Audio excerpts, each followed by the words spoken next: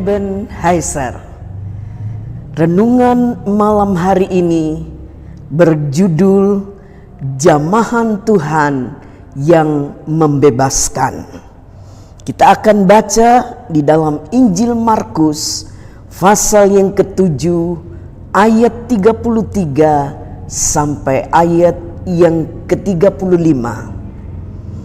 Kemudian Yesus meninggalkan pula daerah Tirus dan dengan melalui Sidon pergi ke tanah Galilea di tengah-tengah daerah Dekapolis.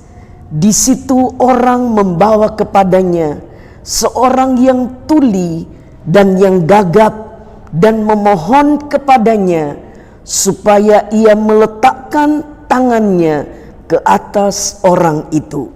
Dan sesudah Yesus memisahkan dia dari orang banyak sehingga mereka sendirian, ia memasukkan jarinya ke telinga orang itu, lalu ia meludah dan meraba lidah orang itu.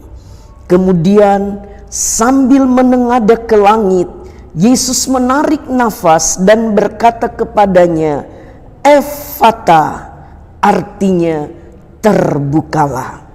Maka terbukalah telinga orang itu, dan seketika itu terlepas pulalah pengikat lidahnya, lalu ia berkata-kata dengan baik. Kita bandingkan dengan Kisah Rasul pasal yang ke-10 ayat yang ke-38, yaitu tentang Yesus dari Nazaret. Bagaimana Allah mengurapi dia dengan Roh Kudus dan kuat kuasa. Dia yang berjalan berkeliling sambil berbuat baik dan menyembuhkan semua orang yang dikuasai iblis, sebab Allah menyertai dia.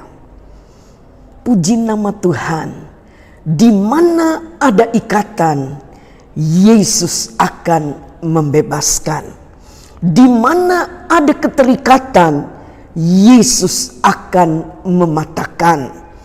Banyak orang pada hari-hari ini sedang terikat, tidak hanya oleh kuasa jahat, tetapi juga oleh kebiasaan buruk seperti alkohol, rokok, obat-obatan, judi, dan semua jenis keterikatan. Bagaimana cara mendapat jamahan Tuhan yang membebaskan? Kita akan belajar dari Yesus sendiri berdasarkan ayat-ayat yang kita sudah baca. Yang pertama, tadi ayat 33 berkata, sehingga mereka sendirian. Di sini berisi pelajaran bagaimana orang yang akan disembuhkan itu hanya berdua dengan Yesus. Dan pada saat mereka berdua, Yesus menyatakan mujizatnya. Iman kita harus hanya tertuju kepada Yesus. Kita dan Yesus harus memiliki waktu berdua secara khusus. Sebab biasanya kita lebih banyak bersama dengan keluarga, dengan teman, sehingga kita rasa doa kita lebih mujarab. Dalam aktivitas doa, kita cenderung mengikut sertakan banyak orang.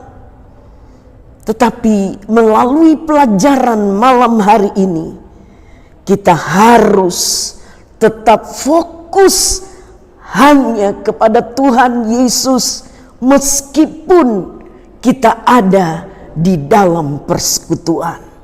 Bila kita ingin mendapat jamahan Tuhan, maka kesendirian bersama Dialah yang menjadi jawabannya.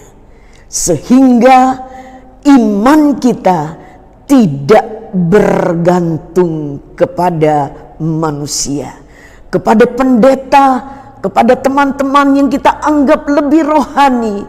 Tetapi iman kita tertuju kepada Yesus, Sang Pembuat mujizat itu. Yang kedua, hal yang kedua adalah berdoa dengan kesungguhan hati. Hal ini ditunjukkan oleh Yesus ketika ia menengadah ke langit. Yesus menarik nafas. Menarik nafas menunjukkan keseriusannya dan kesungguhannya berdoa kepada Bapa untuk jamahan yang ajaib itu datang. Mazmur 119 ayat 58 berkata, "Aku memohon belas kasihan-Mu dengan segenap hati.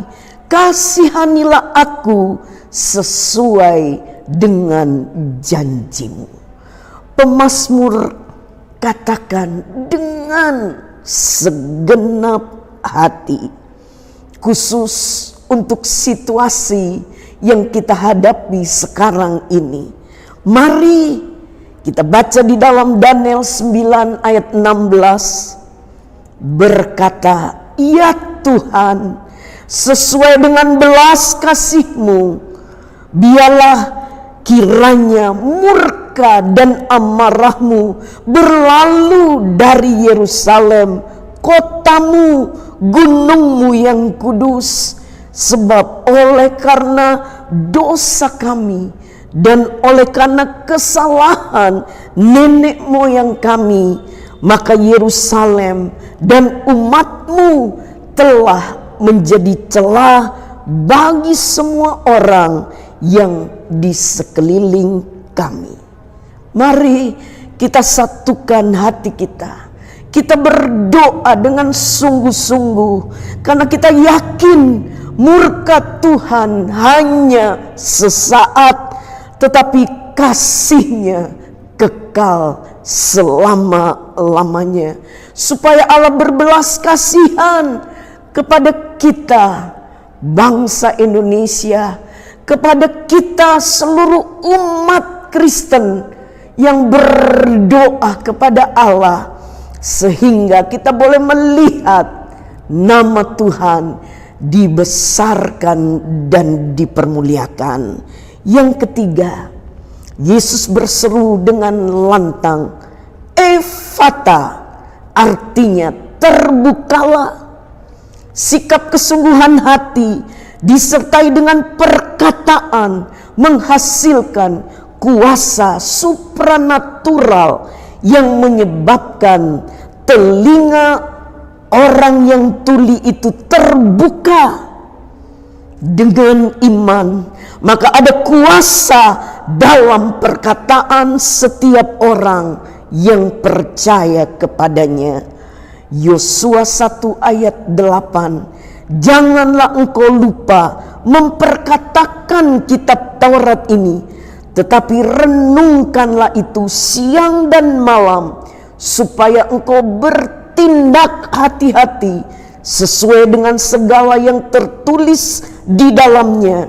Sebab dengan demikian perjalananmu akan berhasil dan engkau akan beruntung." Yeremia 1 ayat 9 berkata, "Lalu Tuhan mengulurkan tangannya dan menjamah mulutku. Tuhan berfirman kepadaku, sesungguhnya aku menaruh perkataan-perkataanku ke dalam mulutmu." Mari hari-hari ini, setelah kita bersekutu sendiri dengan Tuhan, kita memperkatakan firman Allah.